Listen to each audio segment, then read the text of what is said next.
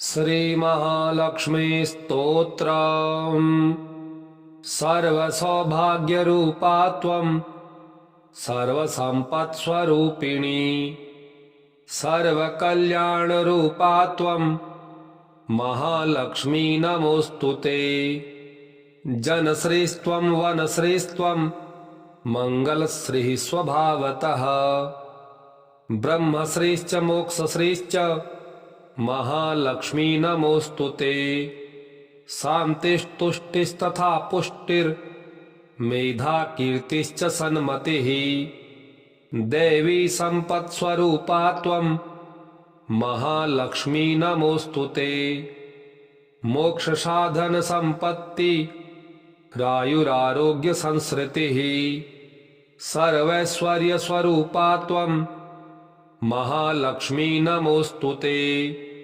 भक्तियोगा ब्रह्मनिष्ठा त्वमेवैकाखिलेश्वरी, तदेव ब्रह्मरूपा च महालक्ष्मी नमोऽस्तु ते।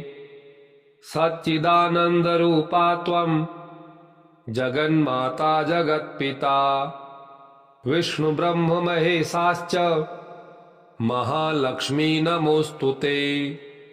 यतो हि जायते विश्वं यतश्च परिपाल्यते, यस्मिन् संलीयते हन्ते महालक्ष्मी नमोऽस्तु ते। यच्च किञ्चित् सुष्ठु जातं यच्च किञ्चित् शुभं सुखं, तदेवाकात्मरूपेण महालक्ष्मी नमोऽस्तु ते।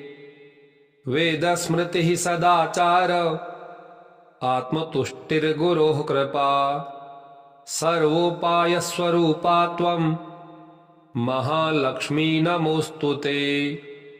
वसमेवाद्वयं ब्रह्म नित्यानन्दैकमात्रतः, भेदबुद्धिमपास्येवं महालक्ष्मी नमोऽस्तु ते।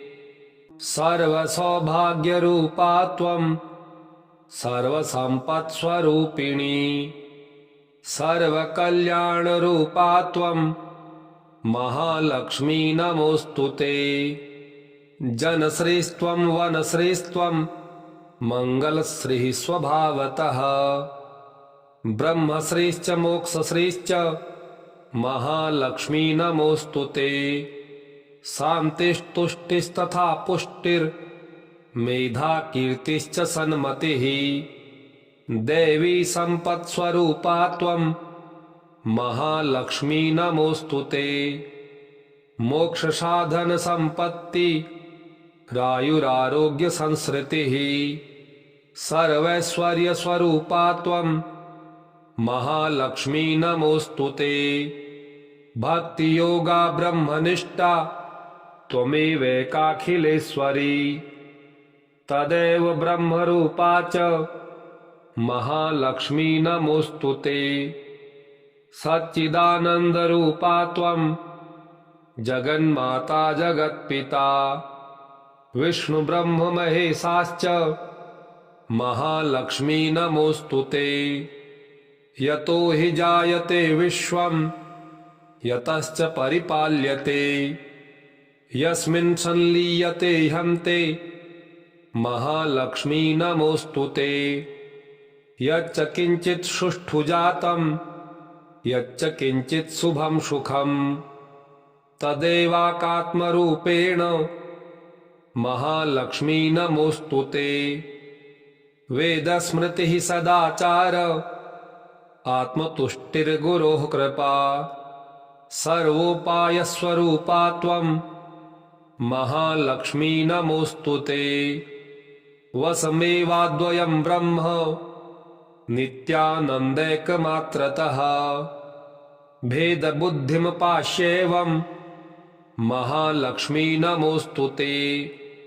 सर्वसौभाग्यरूपा त्वं सर्वसम्पत्स्वरूपिणी, सर्वकल्याणरूपा त्वं महालक्ष्मी नमोऽस्तु ते।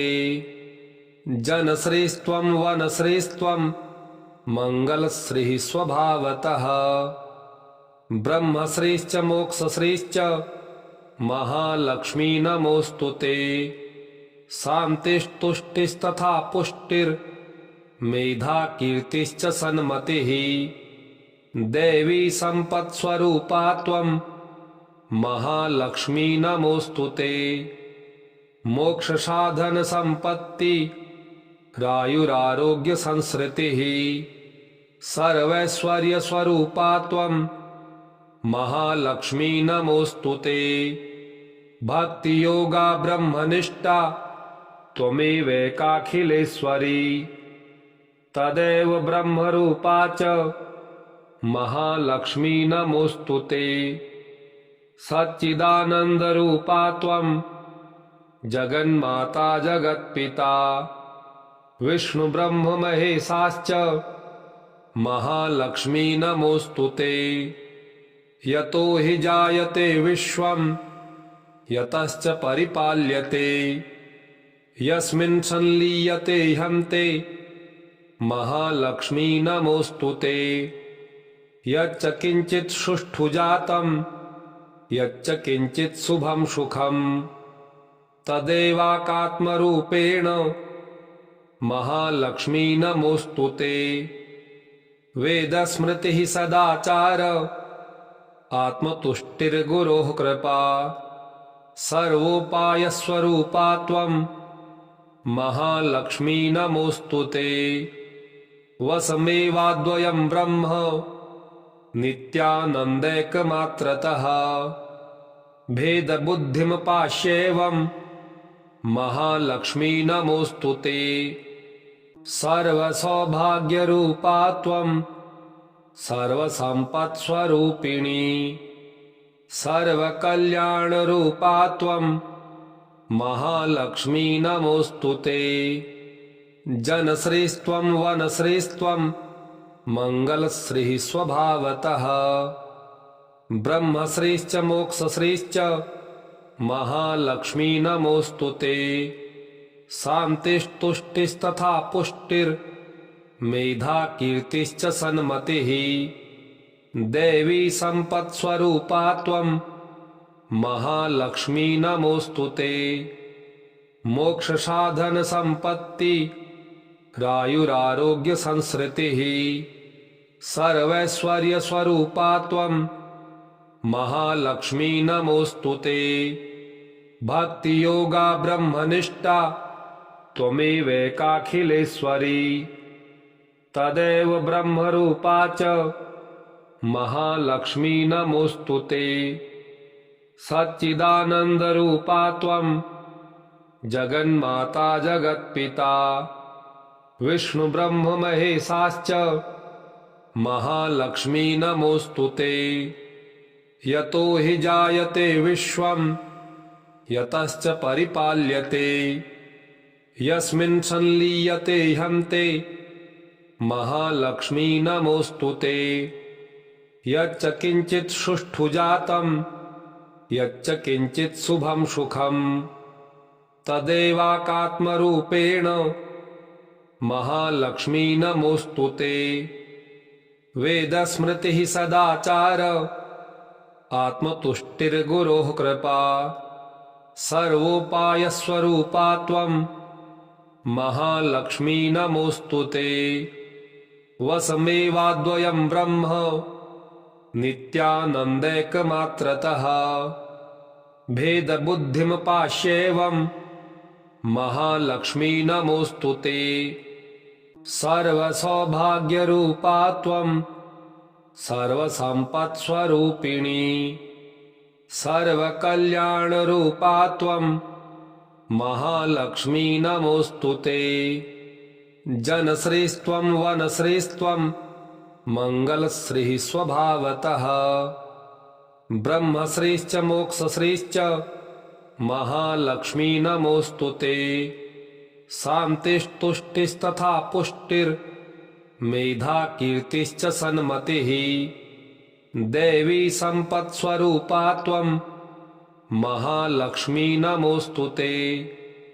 मोक्षसाधन संपत्ति रायुरारोग्य संसृतिः। सर्वैश्वर्य स्वरूपा त्वं महालक्ष्मी नमोस्तुते। भक्तियोगा ब्रह्मनिष्ठा त्वमेवैकाखिलेश्वरी। तदेव ब्रह्मरूपा च महालक्ष्मी नमोस्तुते। सच्चिदानन्दरूपा त्वं जगन्माता जगत्पिता। विष्णुब्रह्ममहेशाश्च महालक्ष्मी नमोस्तुते।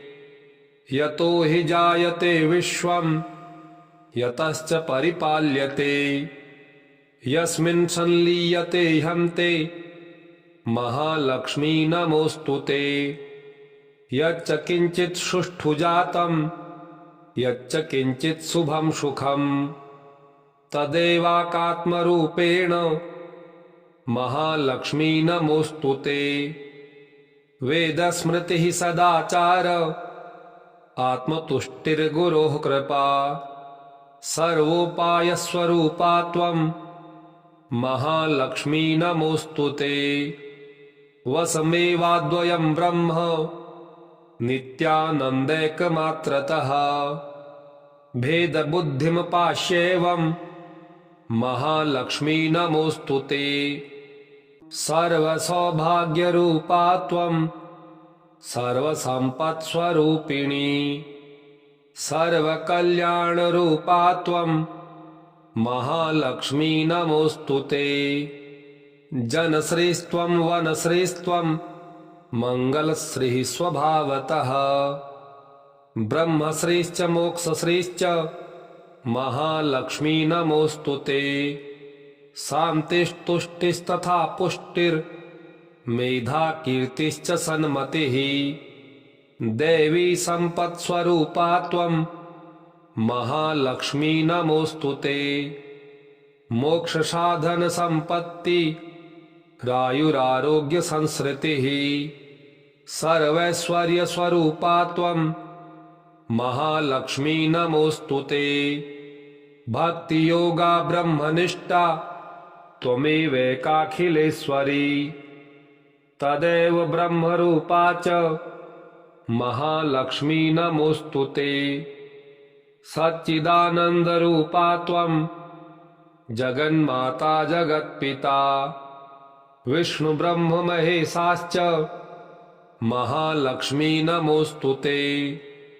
यतो हि जायते विश्वं यतश्च परिपाल्यते। यस्मिन् संलीयते हन्ते महालक्ष्मी नमोस्तुते। यच्च किञ्चित् सुष्ठु जातं यच्च किञ्चित् शुभं सुखं तदेवाकात्मरूपेण महालक्ष्मी नमोस्तुते। वेदस्मृतिः सदाचार आत्मतुष्टिर्गुरोः कृपा। सर्वोपायस्वरूपा त्वं महालक्ष्मी नमोस्तुते।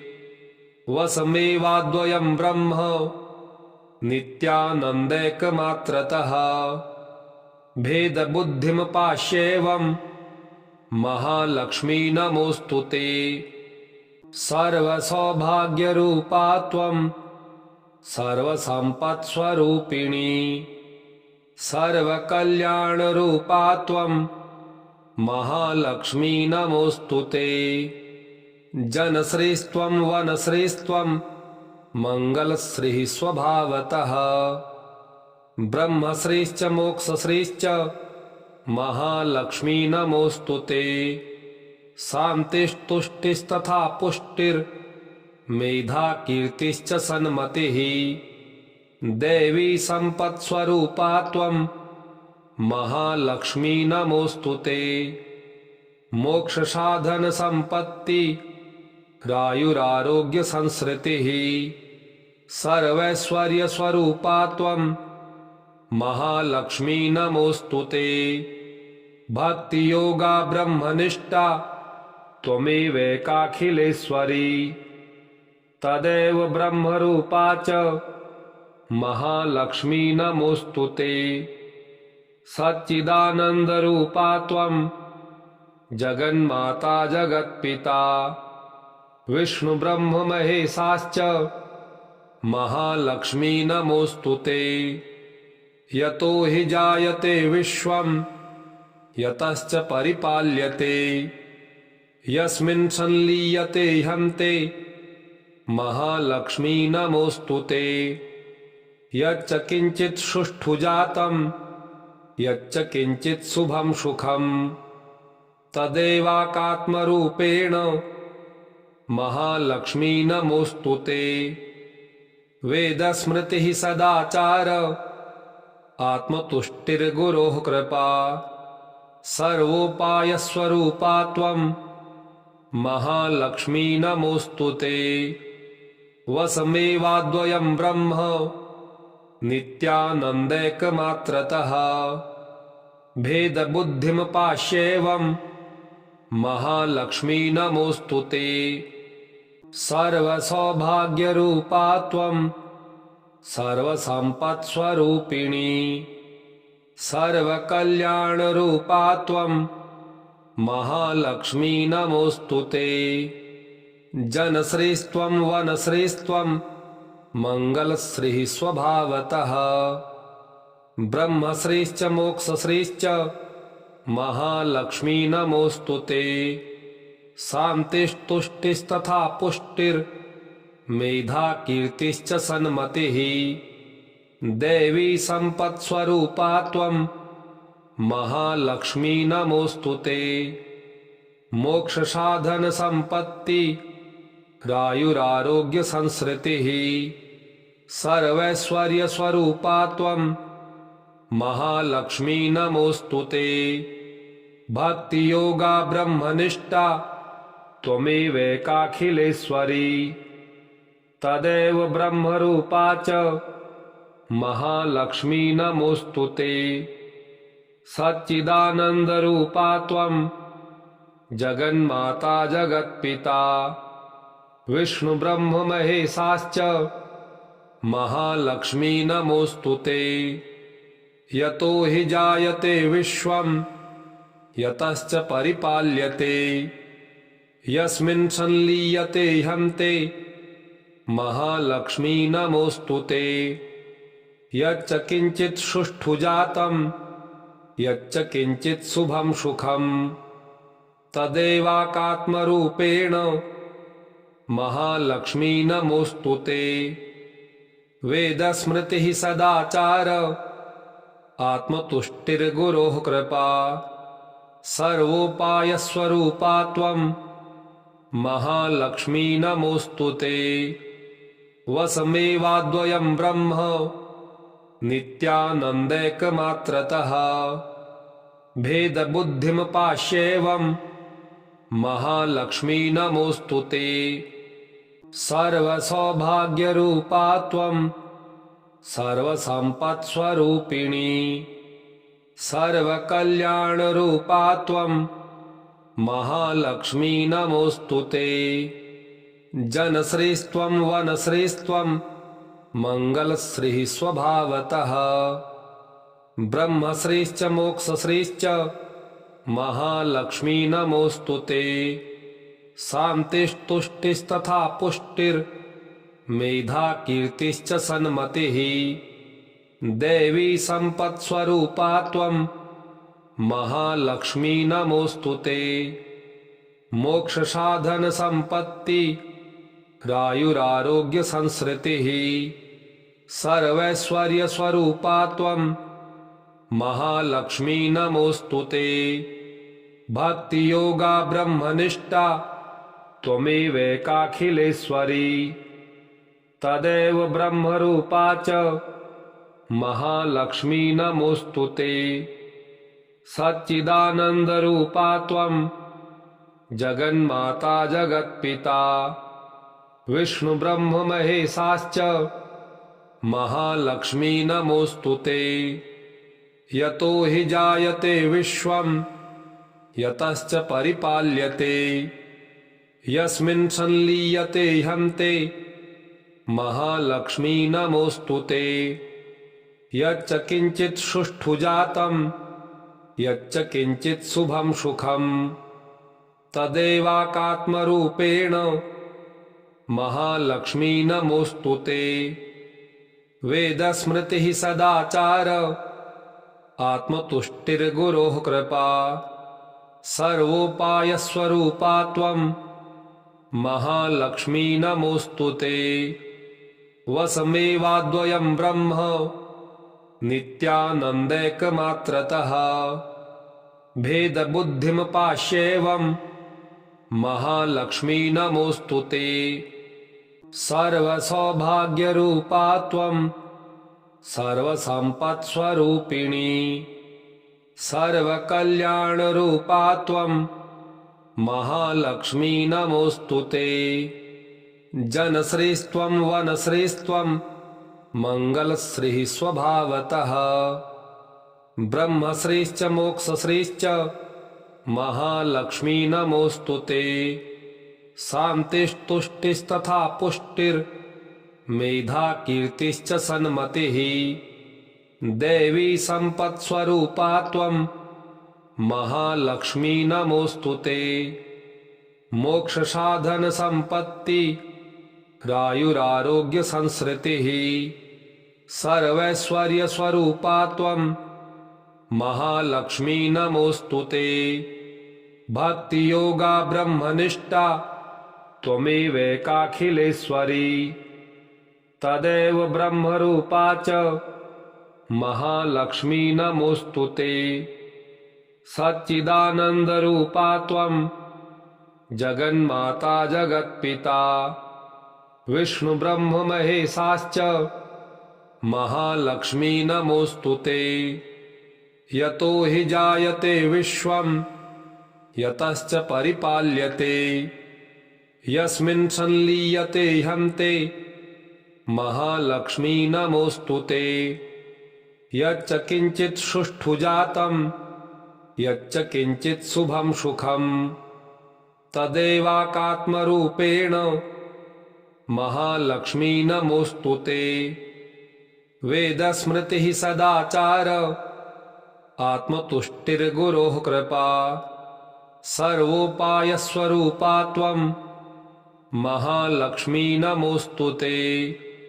वसमेवाद्वयं ब्रह्म नित्यानन्दैकमात्रतः। भेदबुद्धिमपास्येवं महालक्ष्मी नमोस्तुते। सर्वसौभाग्यरूपा त्वं सर्वसम्पत्स्वरूपिणी।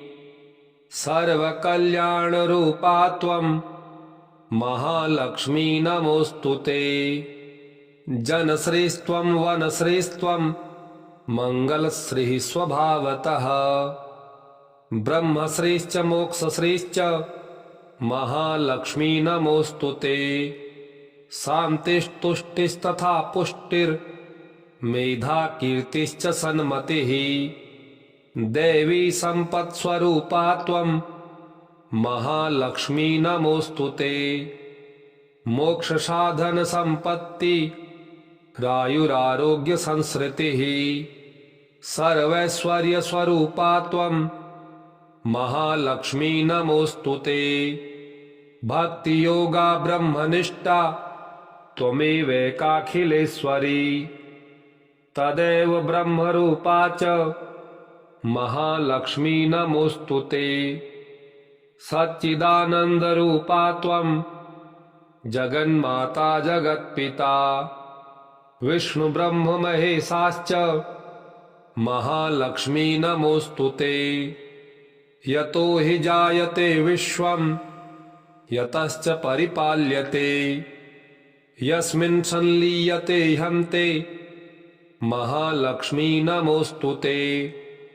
यच्च किञ्चित् सुष्ठु जातं यच्च किञ्चित् शुभं सुखं तदेवाकात्मरूपेण महालक्ष्मी नमोस्तुते।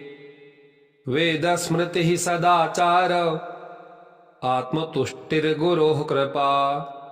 सर्वोपायस्वरूपा त्वं महालक्ष्मी नमोस्तुते। वसमेवाद्वयं ब्रह्म नित्यानन्दैकमात्रतः। भेदबुद्धिमपास्येवं महालक्ष्मी नमोऽस्तु ते। इति श्री महालक्ष्मी स्तोत्रम् श्रीलक्ष्म्यार्पणमस्तु। ओम श्रीलक्ष्म्यै नमः।